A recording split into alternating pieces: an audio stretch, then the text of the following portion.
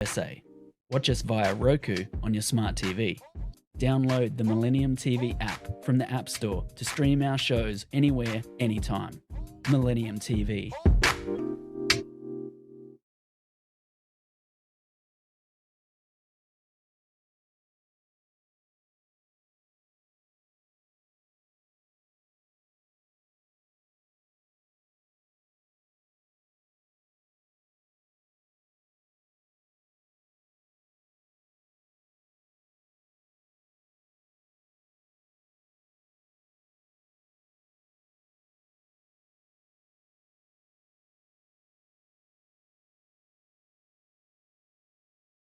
Good afternoon, everyone, and welcome to Power Talk show here on Millennium TV 24. It was great to be back another week to have another great discussion with the viewers as we will continue to always try to bring good information, good talks, and good people with great ideas on our show. Today, this afternoon, we have with us Mr. Alpheaus Marcus, community activist and actually a New York State Assembly candidate as well for the 70th District in Harlem, New York. Welcome, Mr. Marcus. Thank you. When you're here, welcome to Power Talk on Millennium TV 24. We're honored to have you here. The viewers are always looking to hear good things, and we've promised we always would try to keep it on the track of bringing them good information. Honored to be here. Thank you. So we're glad you made it out, and I know on your busy schedule it's hard, especially being a candidate for a public office and taking time, but we're glad you took the time to speak with us today. And we have a few topics that I was going through in the news. We would bring it back home and get into your district and what's going on in the Great Harlem and what you plan to do there. Today, before we get into that, I had a couple of issues I had here that I had jotted down. On the second point that I had that I wanted to discuss and see what your views were was the fears of the political violence are growing as the 2024 campaign, the presidential campaign, heats up and conspiracy theories evolve. People are fear of taking the wrong sides, etc. In this campaign, the fear of retaliation for not taking right sides. What are your thoughts on that? Well, you got to remember, we're in a cancel culture. And you have a lot of issues that's sensitive that people will literally, how can I say it, cancel you. It's more like political Karens right now. That's the problem we have. When you look at the facts of the issues, whether it's regarding human rights or some form of other rights, a lot of people just don't want you to speak out, for the right. That's what's been missing, common sense. Yeah, but if we live in a culture of fear, it's not right. Under our Constitution, we have a freedom of speech, but yet some imposing fear and threatening others. So if you on the wrong side or the wrong page, saying the wrong things, you saw what happened with Nancy Pelosi's husband in California when the guy went into his home and hit him in the head with a hammer right in front of the police. That situation, you have to look at what's really going on. A lot of people are tired of politics. You see that in a low voter turnout. You see a lot of frustration of why am I voting and nothing, no change. When you look at some of the rhetoric that's going on within politics, it doesn't make sense. And when it doesn't make sense and you play on a majority of people that's disassociated or disconnected, violence becomes the only means that they know, unfortunately. Yeah, it's a very ignorant position to take. It's resulting to violence and hitting someone in the head with a hammer who has nothing. And like Nancy Pelosi said, actually, her husband really is not involved nor likes politics. So he just tolerates his wife being in politics, but he's like a businessman. And she said he really like is far away from politics. It's not something he likes. But he had to bear the grunt of his wife, and thank God he's recovering. Yeah. But That's an unfortunate circumstance. yes, Unfortunately, but when you look at how things are going, right? Even when you look at some of our communities, right? The gun violence, parents don't see any change. Kids don't see any change. yes, So it just continues to go on, and nobody wants to have enough common sense to say, well, this is what things should be, and this is how things are. We just keep magnifying smaller things where there's no resolution. California has one of the highest rates of homelessness. really, Yeah, more than New York. yeah, Oh wow. yeah. Well, I know it's the largest state, but I didn't know. Yeah, they have a large homeless population, and nobody sees a way out of it. So people grow frustrated. I'm not saying that violence is the actual alternative, but when you look at even within our community, people say, what's the sense of voting? I'm gonna vote for the lesser of the two evils. Yeah, we have to have a change. I mean, it can't be a continual asking of voters to vote, and we don't have any return in our communities, in our schools. I mean, I know that this goes on, and we're going to get into that and how things are going in Harlem. But in point five that I had that I was researching, it also talked about Trump, Donald Trump, former president. He returns to Iowa for another rally and needles the state's governor for endorsing DeSantis, the governor of the presidential candidate and governor of Florida. He kind of attacked him for endorsing DeSantis. What is your thoughts on that? Well, I think the presidential election, We'll talk about retaliation and this again. Here we go. Now in fear, here we are now in the presidential race. And because a guy took a position that was unpopular to some, or who some may feel is unpopular, and he didn't like the idea that he went in another direction. He's like, oh, well, you should have endorsed me. But I mean, people have it, once again, people have a right to choose. Yeah. I think when it comes down to like those type of elections, I try to stay away from, because when you look at popular votes, when I say popular votes, I mean us going inside the ballot box. Mm-hmm. Our votes ain't really counting for that. That position is electoral, a whole different system that really doesn't resonate with the real voters. And the voters, in turn, feel cheated. They say, that's not who I voted for. We seen that in 2016 race. Hillary Clinton won by 2.8 million votes than Trump.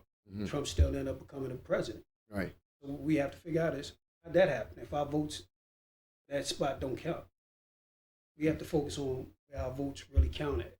Of course, because if you want to win, they're getting the popular vote, and it's interesting you say that, because just up in Connecticut, the judge sets a new primary date for the mayor's race that was tainted by alleged ballot box stuffing. So it's all tied in. Here's a mayor's race where a mayor had won the race, and the judge threw it out. And both candidates agreed to it, especially the one who lost, because he got another shot at it. But they both agreed to a new primary date set in January. Here's a case of they suspect voter fraud, that illegal ballots were stuffed in a box for a particular candidate. So we're going back around to politics and voters being discouraged and wanting to not be involved in this process. What is the Attorney General doing? The Attorney General. Well, I'm not sure I'm sure the state attorney general may be investigating who, why, and how. But in the meanwhile, while it was in the court, this is what the actions the judge took. He took this position and civil matter. Yeah. But if there's some type of fraud there, right? Our elected officials should be holding somebody accountable because that's who the people voted in. Yeah. It said that two of the people there that were seen appeared to be multiple absentee ballots were being dropped into a box. And they asked these two women, and they kind of not mentioned or said anything. So the judge, they said the women seen in the video that was put out was summoned to court to explain, but they invoked their Fifth Amendment right against self-incrimination and refused to answer. So they were doing actually the job for someone or someone put them up to it, but because they're in this case and involved in this case, they refuse to talk about it, and they have a right in court and under the law to do so. And the attorneys might have advised them that, I'm not sure, but this is the situation. So it's an actual case where people were caught doing it. Not talking about it, but actually putting in ballots in a box. That's against the law.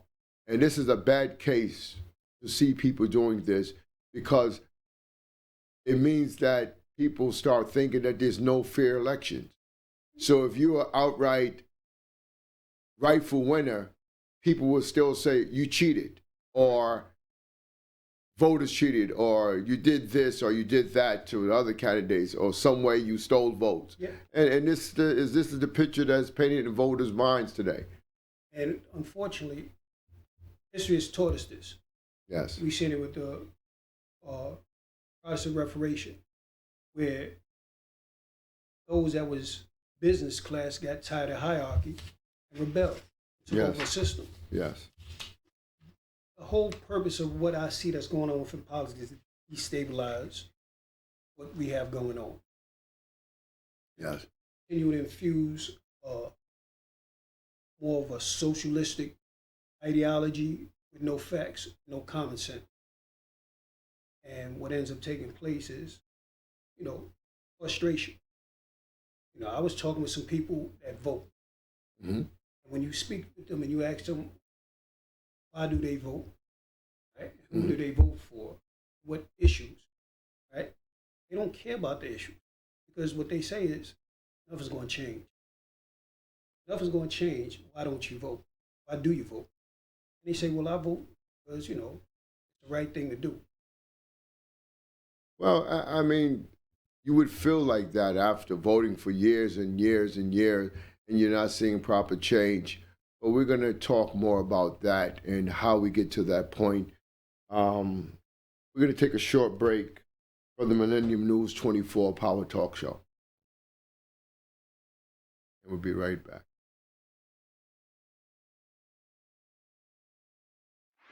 Welcome to the world of Millennium News 24. We bring news, we analyze news, and we make a bridge between you and the eventful world. 24/7, Millennium News 24 team is at your service.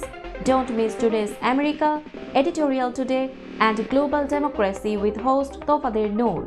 You also won't want to miss Todd Goldfinger's show, Goldfinger Music Hour, Noon News with host Todd Goldfinger. And to stay connected with all top and trending news, don't even miss Millennium News Hour with host Tanziba Nouri. Millennium News 24 is available to be watched free for all LED TVs such as Sony, Samsung, LG, Roku TV, Amazon TV, and Apple TV. And also in all European countries and Australia, available with the Sky Network, Worldwide Jadu TV, Radiant IPTV, Worldwide Jago BD Network, and Horizon Satellite globally. Millennium TV 24 News you need to know.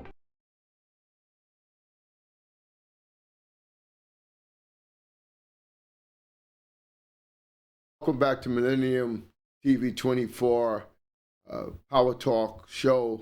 And I'm your host, Eric Stevenson. And once again, we have Mr. Marcus in the studio with us. We could continue our discussion.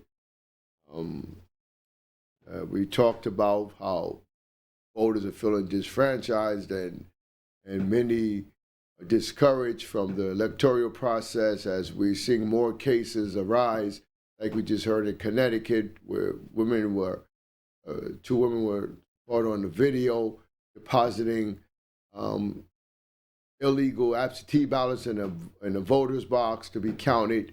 And the judge tossed the case out, set a new primary date. That case is under investigation. The woman refused to talk in court about the issue, which they have a legal right to do.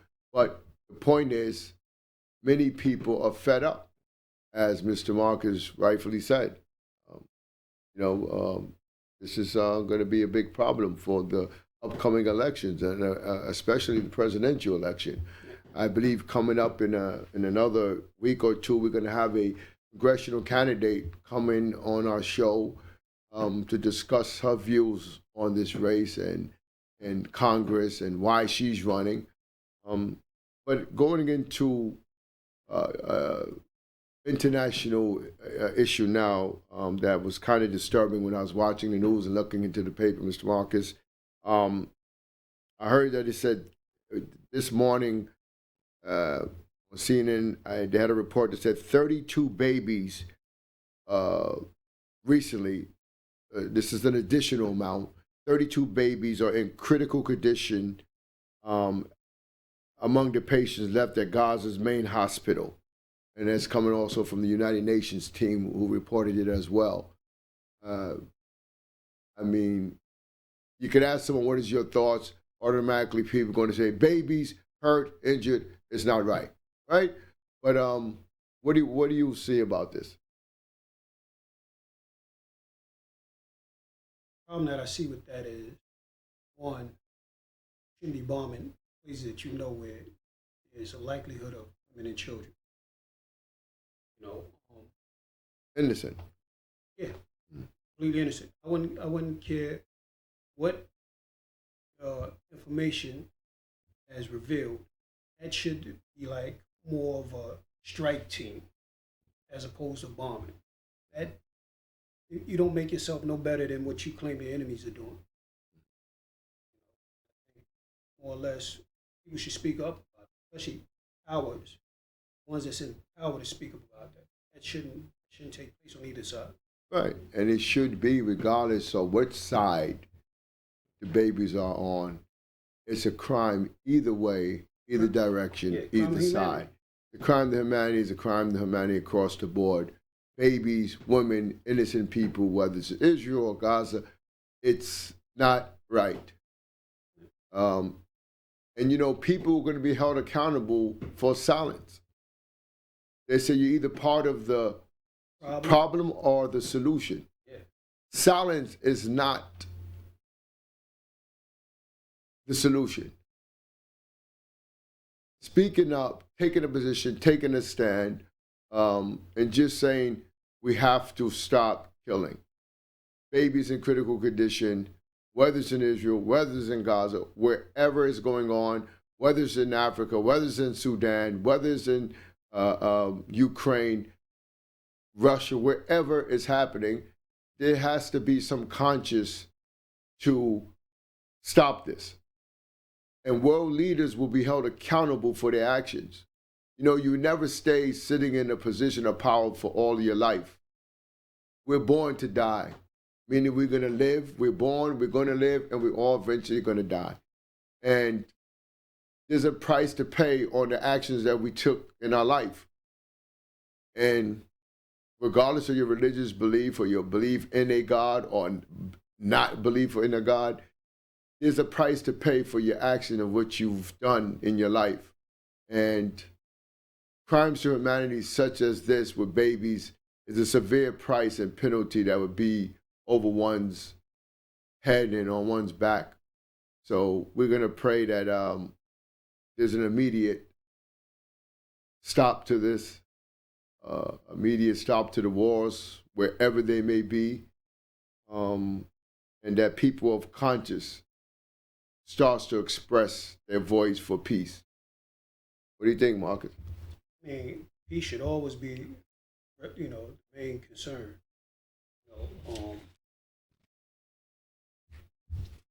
That whole situation over there, it needs superpowers or the alleged superpowers to come in, and more or less modify this here. Yes. So bringing it home now, Mr. Marcus. I know you're a community activist in Harlem, Bronx, New York City. I know you. Advocate. Difference between advocates and. Okay. Advocate, but an advocate is an activist because you're taking a position. You're doing activity as an advocate, right? Here's the thing. Yes. History has taught us that activists have went with the flow. They've sold out our communities. They've more or less didn't produce anything for our communities. They just more or less did for themselves. An advocate is one that's going to hold all sides accountable. Okay. So we're going to stick on advocate then. Yeah. So you've been an advocate for so long in New York City, Bronx, 10 years. Okay. Yeah. Last 10 years, Bronx, Harlem. You were born Brooklyn, New York City. You're born in Harlem? Born and raised in Harlem. Born and raised in Harlem. Moved to the Bronx, then went back to Harlem. Okay, you went back home to Harlem. So now you are a candidate for New York State Assembly. Yes. In the 70th district, which encounters Harlem, right? Yes. Is it only Harlem that it covers, or the district? Well, Harlem, they've broken Harlem up to so many sections. Mm-hmm. You have Morningside Heights, Sugar Hill, Harlem, and it just encompasses diversity. Okay. Well, so you have a pretty large landscape there, area to cover. So Harlem's very interesting today because of the so much of what's going on there. We know people are being priced out.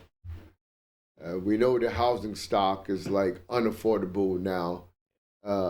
Rentals alone, don't even think about it. It's like higher than most people's mortgages to rent even a 2-bedroom or 1-bedroom apartment in Harlem now.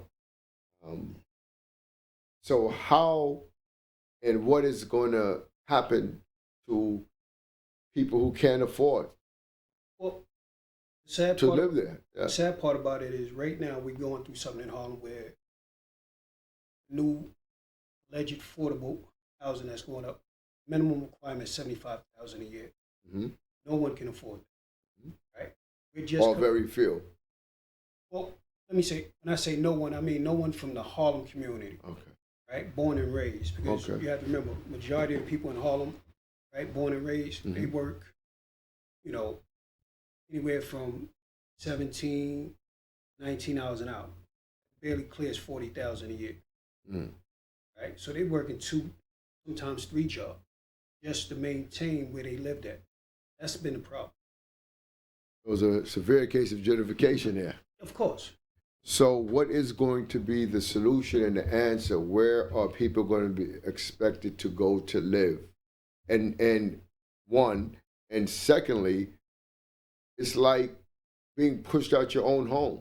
A person like yourself who's born and raised, who left and came back specifically to be an advocate for your community and to see that right services and proper services and needed services was brought and continue to be there in the Harlem community.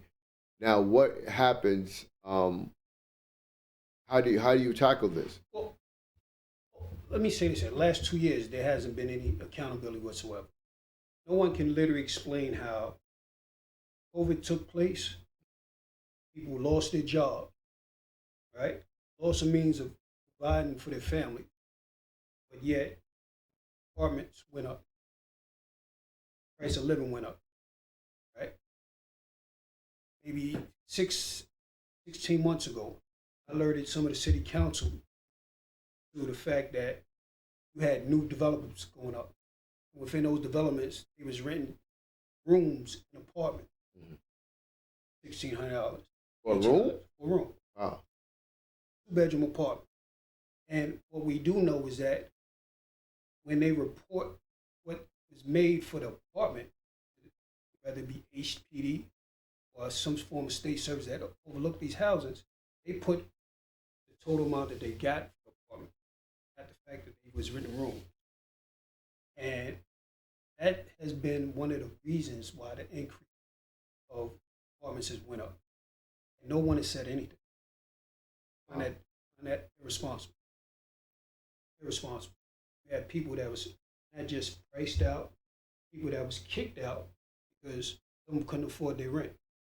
So what is the Harlem elected officials doing about this? I know about zoning, a little bit about zoning. I know about the zoning boards. I know about the community boards. I know about the ULURP processes, the land use processes to get these things approved before you can build. And I know a lot of it stems back to the control and the power of the elected officials. So why is it that the elected officials or why isn't it that the elected officials are not putting their foot forward and say, no, if we're going to do this, or if we're going to approve this land use for building or constructing a building, we have to talk about a good percentage being affordable. Not 10%, but I mean, I would think it has to be a much greater than 10%. Of course, it should be. Yeah. But you have to understand that majority of our elected officials, they have engaged in classism. They don't believe in people that voted for them. They believe that they're just a stepping stone for their political careers and not there to really advocate. They're essentially, you know, I'm not accusing anybody, but lining their pocket. So they probably all getting high salaries and could afford to live in those high rises going up. But my concern is the foundation of Harlem, the Harlem community, the people who's born, bred, and raised there, who's been here for so many years, and now leases are up, and they're told now that if you can't pay an increase in the new rents of $2,000 or $3,000 a month, you have to go, and then you force them out to where? Well, it used to be they forced them to the Bronx. Bronx is up too now. Yeah. But now, you see, they being pushed further and further north. It's like either or out of state, you know, and it's not fair and right. So I'm glad you're running, that you have a vision and that you're rooted from Harlem to know enough about what Harlem needs and wants, and you have the experience of it. So I'm hoping now that a person like yourself will bring some good fight to the table in the New York State Assembly. Yeah, because somebody has explained how if people lost their jobs during COVID, right? How does people that's not working be able to afford apartments $2,000-$3,000 a month? That's a good question. We almost had maybe 100% jump in apartment Increase? Increase, yeah. In rentals. 1 bedrooms went from 1,200 to 2,300. Some places 3,500. Right? Like I said, that's more than some people's mortgages. Listen, you could be a homeowner and better off we do some home ownership programs and put people into homes. I seen a 2-bedroom in Harlem, right? New building, 4,200. And that's way out. Coming out of COVID. You know, when you look at some of the HDFCs, the lower of the low income, right? They pay the same property taxes that corporate developers pay. And it shouldn't be that way. They're literally at risk of going in foreclosure for the HDFC. I was just at a meeting the other day and they was talking about this here. And no one has really realized you pay the same taxes, property taxes, as a person that owns 300 buildings. Well, we're going to talk about your platform and what it is you're going to do once you're elected right after this break on Millennium TV 24, Power Talk Show.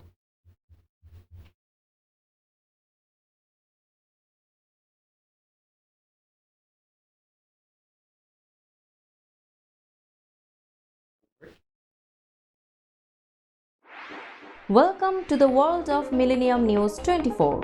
We bring news, we analyze news, and we make a bridge between you and the eventful world. 24/7, Millennium News 24 team is at your service.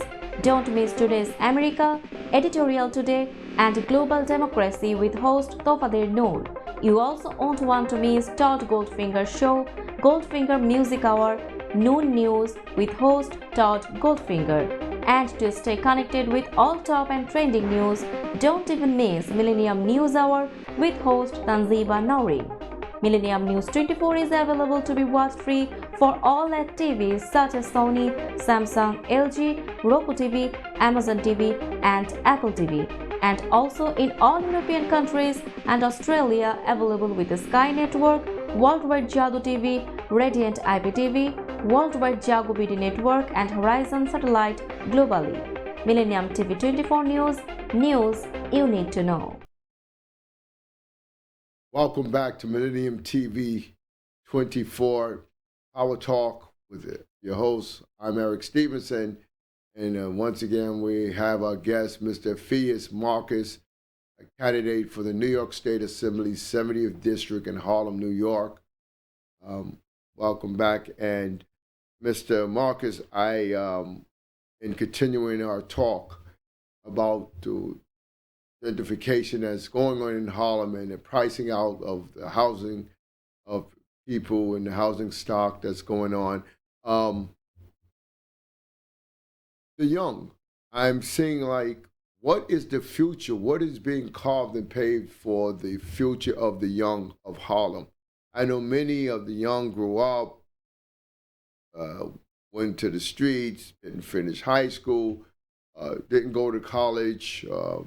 Some grasped back and got back on track and went into becoming professionals.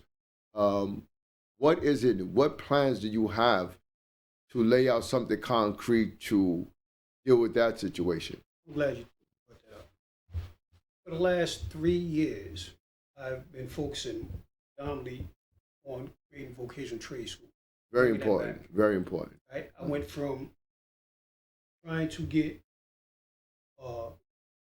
trade and skilled labor forces and some of our elected officials in Albany to give tax incentives for those that take on these at-risk kids and teach them a trade. Now I'm looking at... What happened with that? At the time, everybody's worried about crime. But now... Well, this is something that stems into increasing crime if you don't get people off the streets who's in need of having money and end up doing crime. Don't you think it would be a way to curtail crime and getting people into jobs and not doing crime? That's always been my argument. Because you have more kids, right? Average kids in an urban community. They don't have 8th grade, if that. They say 1/3 of the kids coming out of the community have criminal justice involvement with no education. I proposed something back in the governor's race, Kathy Hochul, as well as Mr. Adams. And we speaking about turning Lincoln Correctional Facility into a vocational trade school. Is that in Harlem? In Harlem. Okay. What ended up taking place was everybody will talk after the election. They wound up putting Lincoln into a RFK program, and now... What program? RFK. RFP, excuse me. RFP, excuse me. And what did they do with this location? Well, they wanted to give it to developers. Housing? Housing, turn it into housing. After they told the High cost housing again? Yes. Oh, come on. After they told the community they wouldn't do that. Now Lincoln is it's a temporary housing for the migrants that came in. Temporary. Yeah. Eventually, they're gonna try to push through with a plan and still go up with some high-cost housing, right? So where is the concern or the interest or priority for creating some programs of education for the young of Harlem? Well, we have a few people that's engaged in this, right? But our elected officials. I know yourself been pushing for some I've years, been pushing but for years, and we have a few groups that's that's getting onto it. We even have a lot of elected officials now, since I've been talking about it, trying to utilize it as a platform. But no one has materialized. I believe strongly that being in this position, I can bring that back, especially starting within our district. so for the common person, for the average person who was raised and born in Harlem, who in fear of being priced out, and the young who's maybe deterred from finishing their high school and going on to education, I think your vision of creating an educational trade program would be a great idea to get many of the young into learning a trade. And don't get me wrong, look, tradesmen are professionals. Yeah. Tradesmen make great money. Yeah. Tradesmen, many get to go into entrepreneurship, into their own businesses, become contractors, and make great livings when they focused on doing their work. Let me say this here, right? I'm glad my discussions with the Department of Education, right, that Mr. Banks took that initiative to implement that back into the public school system, right? But it needs to be more done on state level, right? Crime statistically is down. Prison population of convicted inmates went from 73,000 over the last 20 years to nearly under 30,000 inmates. Rikers Island hold anywhere from 20 to 25,000 people.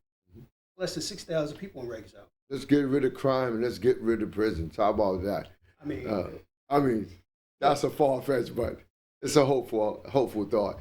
But what you were doing would even bring those numbers down even more so. Yes, and it would stimulate the middle class economics. Right. Because more spending power, local businesses would benefit. More people have money to spend and buy. Yeah. Local businesses will have more people buying from them. The communities, the economy gets stronger. Yeah. It's a all around. It's a great situation for everyone to win. But the problem we had is that our current elected officials haven't figured that out. What happens is these elected officials who's been in office for so many years, they actually get so embedded into their job that they start, like you're saying, over the years, they're not worrying about affordable housing because they could afford to live in high cost housing or whatever the case may be. I know for so many years, people are getting fed up. And that's why you're having a lot of reform groups and a lot of reform fractions into politics within the Democratic Party as well as the Republican Party. They're saying, like the status quo politicians who've been here for so many years, it's time for change. Because if you've been there 10 years, 15 years, 20 years, and we're seeing the same thing for that many years, that means that nothing is being done on the side of the people. But yet, if you see high-rise apartment buildings going up with rentals of $2,000, $3,000, up to $5,000 a month, then obviously they're on the side of developers and the side of those who doesn't take the best interests of the people in mind. So I don't say they have to go. I say they immediately have to go. It's good we have people like you who come in, and we need you to come in, people like yourself with the vision. And the good thing is, why elect people who don't know Harlem? Why elect a person who just moved to Harlem and say that they want to be an elected official? That sounds like someone jumping in to help developers or someone against people. Why don't you take someone who rose up from the people, amongst the people, who's of the people, of the fabric of that community, who would be best to represent the issues and concerns of that community? And Marcus, the good things, you fall in that position. You fall in that position. You know the young, you know the elders, you know the organizations, and you're an advocate. Look, some of this. I always see you out on Facebook, on TV, always advocating for education. You know, One of the things that many don't realize is that our relationships with elected officials, right, throughout the city, throughout the state, as well as other municipalities, I get things done. yes, You know what I'm saying? Yes. When there's issues with the community and the police department, I literally mediate a lot of things. I helped create programs within NYPD that was designed to reestablish relationship between the black communities and NYPD. Both the NCO program. that's important. Yeah. Very important. Both the NCO program as well as the Build a Block. Community relations with your police department is always a great thing. Yeah. I know We have the relationship with your community, local police it's department. important. Of course it's important because it stops a lot of unnecessary things that can occur, like police brutality Yeah. and things of this nature, unnecessary arrests. Yeah. So when you have a dialogue or kind of like a medium relationship, you know, you could always work with them and you have a better respect for them and the community has better respect. Exactly. And actually, you know what? That relationship actually helps reduce a portion of crime as well. Exactly. And that's what we lack. We've been so divided with wanting to, how can I say it? They want to capitalize off our community by making money off our community as opposed to having a solution. You know, we had all these buildings going up in Harlem.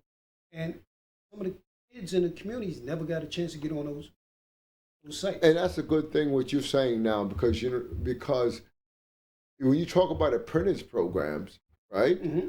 Okay, so here's an opportunity. If their priority is putting up so much housing, they have to be built, right? Right. You need electrical, you need contractors, you need carpenters, you need plumbers, plasterers, you need sheetrockers, etc. Right?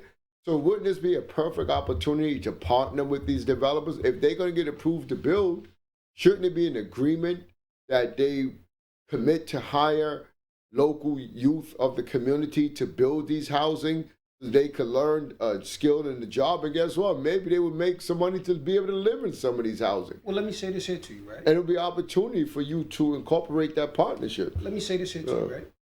Every time a developer comes into your community, they're supposed to hire people from the community. Our elected officials, our local leaders, they're not on board with that.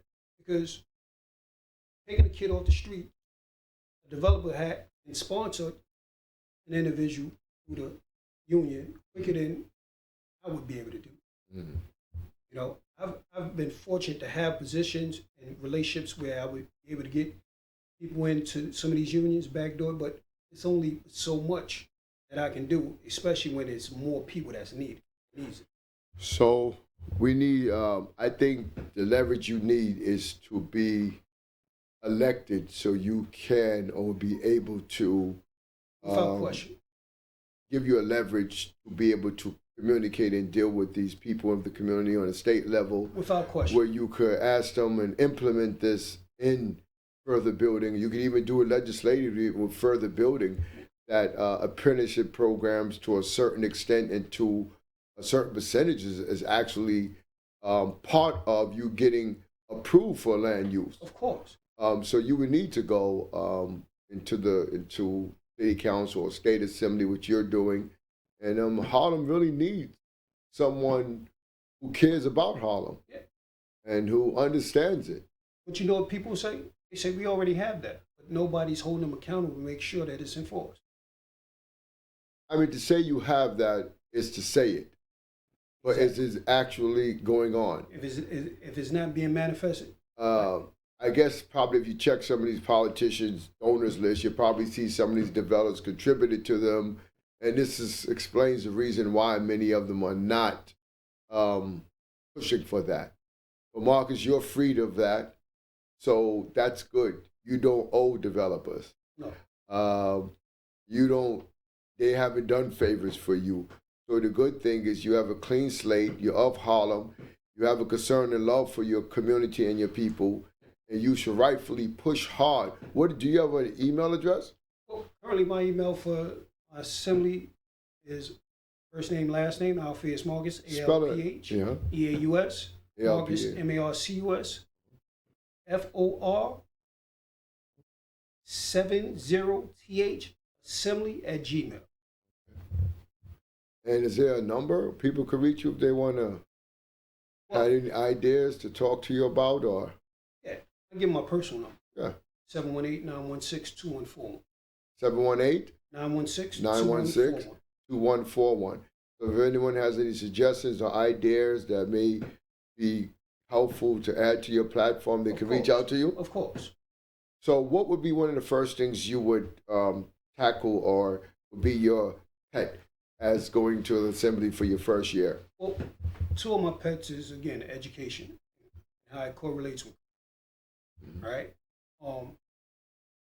We know that systemically, our communities is suffering from segregated schools. I would close that loophole. That loophole must be closed, because as it stands, they're not required to give the salaries of the teachers funded.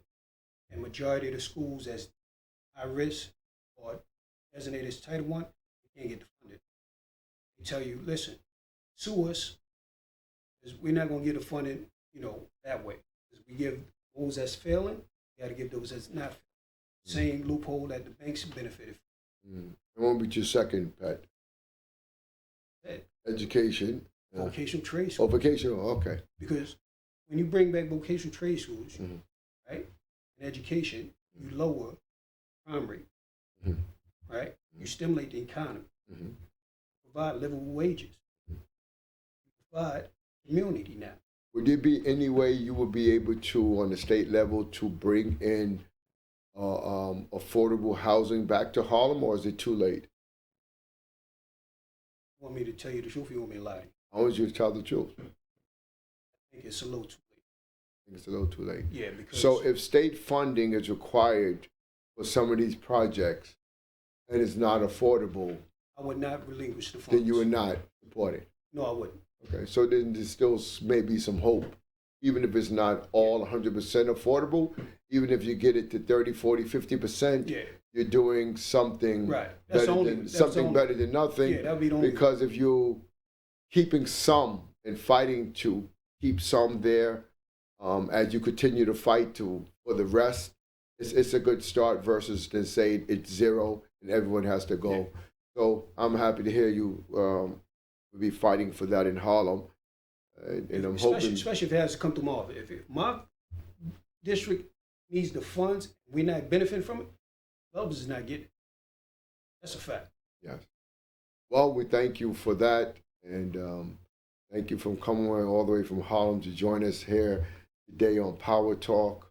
We always look forward to having people like yourself come on, share your views and experiences. And it's a fresh perspective or new perspective that we need in our government. We need to see more people of the people going into office who's not accountable, who's not wealthy, going in, who could fight for the common person, for the everyday person, for your senior citizen who's retired and who lives on a fixed income, who deserves a right to live in their home after paying their dues and not be forced out because of greedy developers. Go somewhere else to do those things, but not taking it from our families and our communities. But we thank you for being here on Power Talk, like I said, and we'll have you back after you're elected, and we'll talk about what you're doing as an assemblyman. Of course. So we thank the viewers for listening. We look forward to you tuning back in next week with us for more great talks as we continue throughout the year with many different perspectives of different topics and subjects. Like I said, we'll be bringing doctors on to talk about nutrition, how to defeat diabetes, hypertension, cancer, etc., homeopathic medicine, and so on. And we'll continue to bring those topics to the viewers. And we thank you again for listening to Power Talk TV here at Millennium TV 24. And I'm your host, Eric Stevenson. Until next week, thank you. Thanks for having me. Yes, thank you. Millennium TV, bridging communities worldwide. We broadcast diverse international content from Europe, Asia, Africa, and now right here in the USA.